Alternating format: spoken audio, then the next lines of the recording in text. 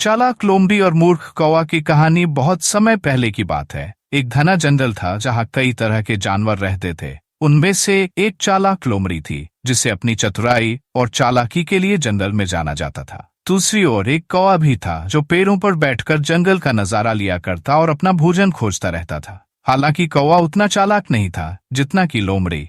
एक दिन कौवा उड़ते उड़ते एक गांव के पास गया और वहां उसे एक घर के आंगन में रोटी का टुकड़ा पड़ा मिला। कौवा ने जल्दी से उस रोटी को उठा लिया और उड़कर वापस जंगल में एक ऊंचे पेड़ पर जा बैठा। वहां बैठकर वह रोटी खाने की सोच रहा था। तभी नीचे से लोमड़ी गुजर रही थी। उसने कौवे के मुंह में रोटी देखी और उसकी चालाकी तुरंत सक्रिय हो गई।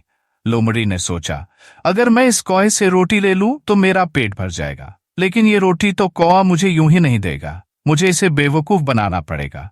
ये सोचकर लोमड़ी ने कौवे के पास जाकर मीठी बातों से उसे फुसलाने का प्रयास किया। लोमड़ी ने कौवे से कहा, ओ कौवा भाई, आज तुम्हें देखकर मुझे बहुत खुशी हुई। तुम्हारे पंख कितने काले और चमकदार हैं। तुम्हारी आंखें कितनी तेज हैं। सचमुच तुम जंगल के सबसे सुंदर पक्षी हो। मैं सोच रही थी कि तुम्हारी आवाज भी कितनी मीठी होगी। क्या तुम मेरे लिए एक गाना गा सकते हो? कौवा, जो पहले से ही लोमड़ी की तारीफों से खुश हो गया था, और ज्यादा खुश हो गया। उसने सोचा, लोमड़ी सही कह रही है। मैं वाकई बहुत सुंदर हूं और मेरी आवाज भी बहुत अच्छी है। मुझे उसे गाना सुनाना चाहिए।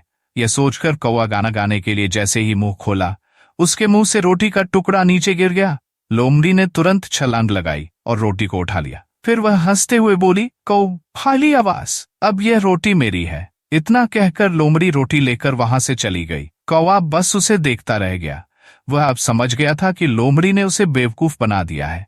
वह खुद पर पछताने लगा और सोचने लगा, मुझे लोमड़ी की चिकनी चुपड़ी बातों में नहीं आना चाहिए था।